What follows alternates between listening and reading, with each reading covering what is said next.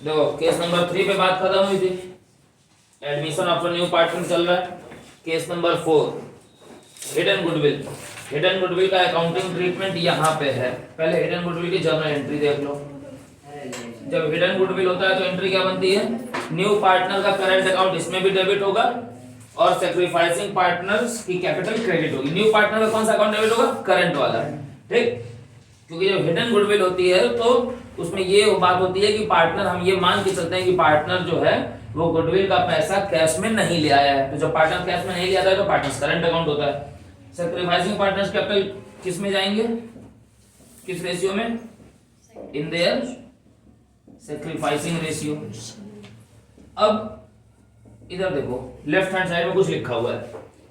सबसे पहले क्या करना है, फर्म की हिडन गुडविल निकाल लेनी है। वो सबको निकालने आती है। हिडन गुडविल कैसे निकलती है वो आप निकाल लोगे, ठीक है, वो सबको मालूम है।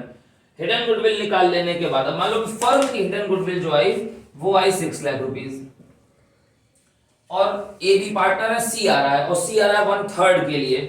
तो सेकंड स्टेप क्या करना है, पहले फर्म की हिडन गुडविल निकालो, वो आ गई आपकी 6 लाख। उसके बाद नेक्स्ट काम क्या करना है, calculate share of goodwill of the new partner, नए पार्टनर के शेयर ऑफ गुडविल, मतलब 6 लाख का 1/3 निकाल लो।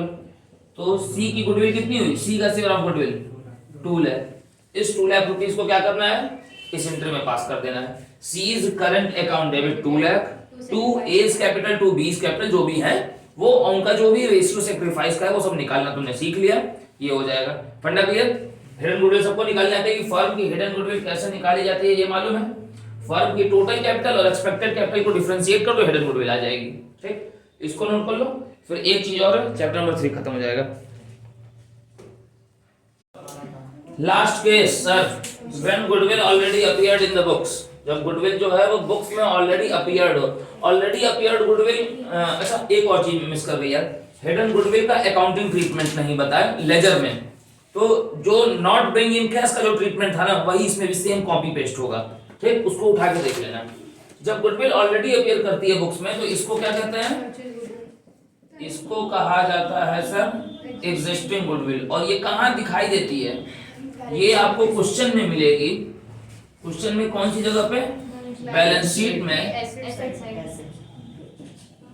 बैलेंस शीट के कहां पे दिखाई देगी सर, एसेट साइड में। इसको करते क्या है, इसका कॉमन अकाउंटिंग ट्रीटमेंट है, यहां बोर्ड पे लिख रहा हूं, देख लो क्या है। डिस्ट्रीब्यूटेड नहीं सर, डिस्ट्रीब्यूटेड और नहीं लिखते हैं, रिटर्न ऑफ या right of in the old partners, सिर्फ ओल्ड पार्टनर्स में जाएगा, ओल्ड पार्टनर्स ओनली, यानी कि जो नया आ रहा है उससे कोई लेना देना नहीं। इन देयर किस रेशियो में, ओल्ड रेशियो। सर इसकी जर्नल एंट्री बता दो।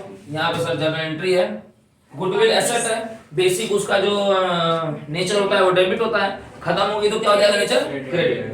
तो एंट्री क्या बन जाएगी सर, ओल्ड पार्टनर्स, कैपिटल जो होगा वो क्या हो जाएगा, और टू एसेट एक खत्म हो रहा है हमारा, टू गुडविल किस रेशियो में सर। और लेजर में इसका अकाउंटिंग ट्रीटमेंट क्या होगा, जैसे A B C 3 part, A B partner C आ रहा हो, ठीक है, ए बी पार्टनर हो और सी आ रहा हो, मान लो ए बी सी, ठीक है। सी जो है वो न्यू पार्टनर है, अपकमिंग पार्टनर, सी नया आ रहा है।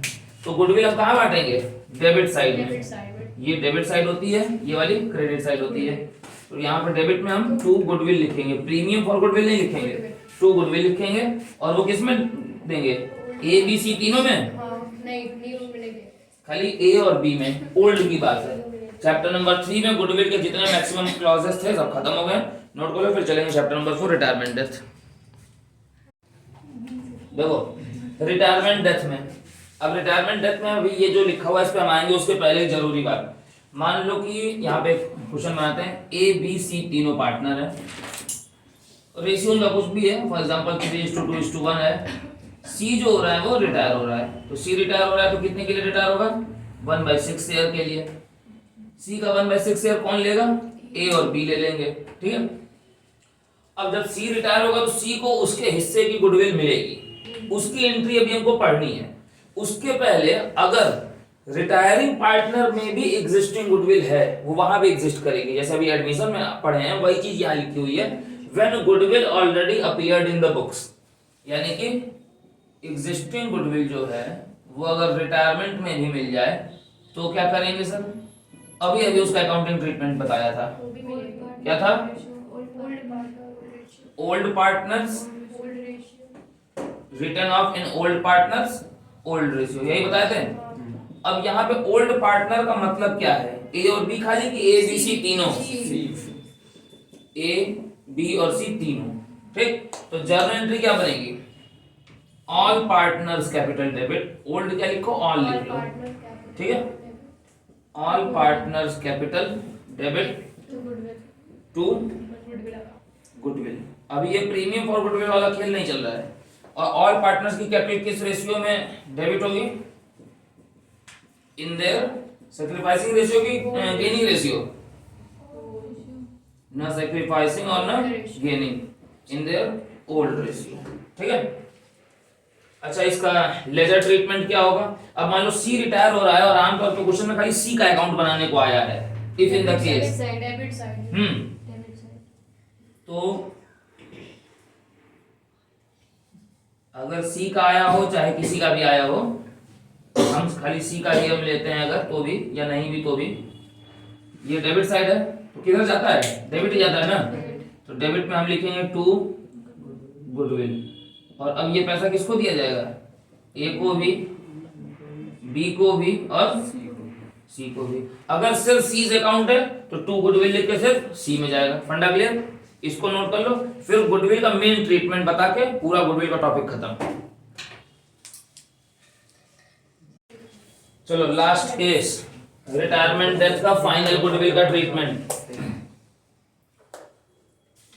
इसकी एंट्री क्या है? रिमेनिंग पार्टनर की कैपिटल होगी debit, remaining partners capital debit to retiring partners capital. Remaining partner की कैपिटल डेबिट किस में होगी? उसके शेयर ऑफ गेन में। शेयर ऑफ गेन क्या मतलब? पहले उसका अपना खुद का शेयर, जो उसका अपना शेयर है, ठीक है। शेयर ऑफ गेन नहीं होगा, in their share of goodwill, ठीक है। और रिटायरिंग पार्टनर की जो कैपिटल आपकी क्रेडिट होगी वो किस में होगी?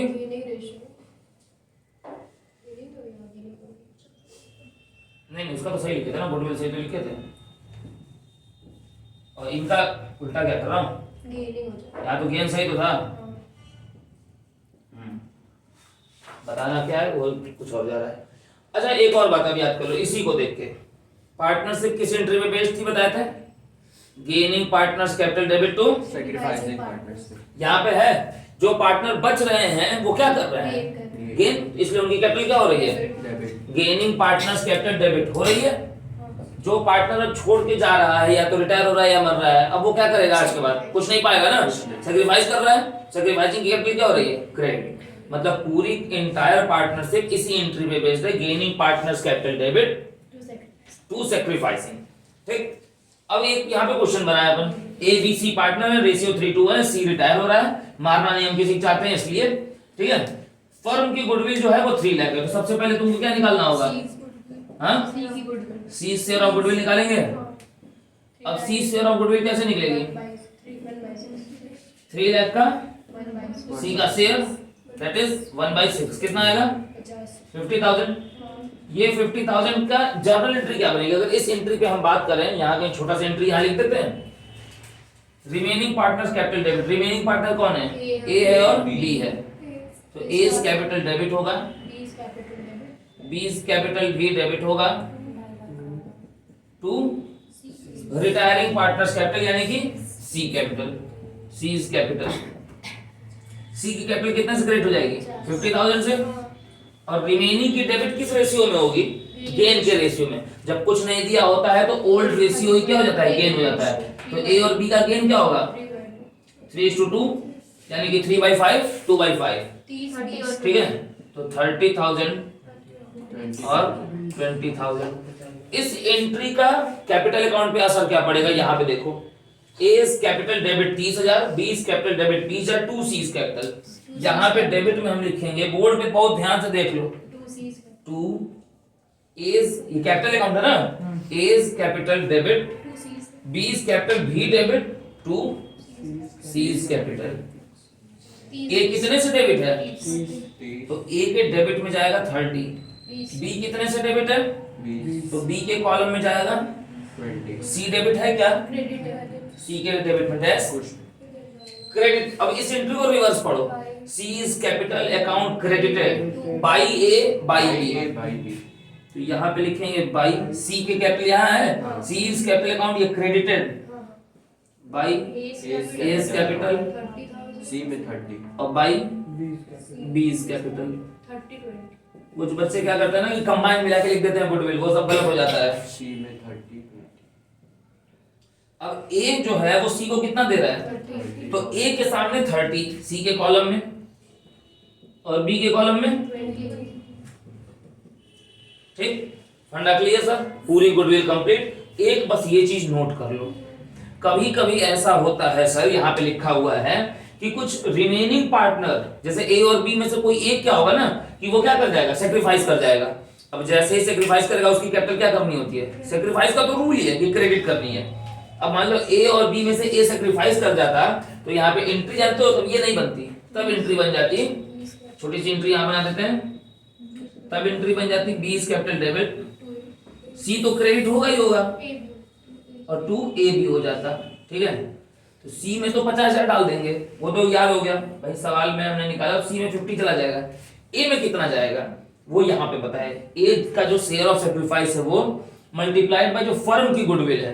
तो मान लो ए अगर 1/12 के लिए सेक्रीफाइस करता फॉर एग्जांपल, ठीक है, तो 1/12 मल्टीप्लाइड बाय 3 लाख, तो जो अमाउंट आता ये जितना भी आएगा 25,000 आ रहा है, हाँ? तो ए की कैपिटल यहाँ पे 25,000 से क्रेडिट हो जाती, तो ये दोनों जोड़ो तो कितना हो रहा है? तो बी की कैपिटल कितना से डेबिट होती? यही है लिखा हुआ है, if any of the remaining partner has also sacrificed a part of his share in profit of the firm on retirement और death of a partner, his capital account will also B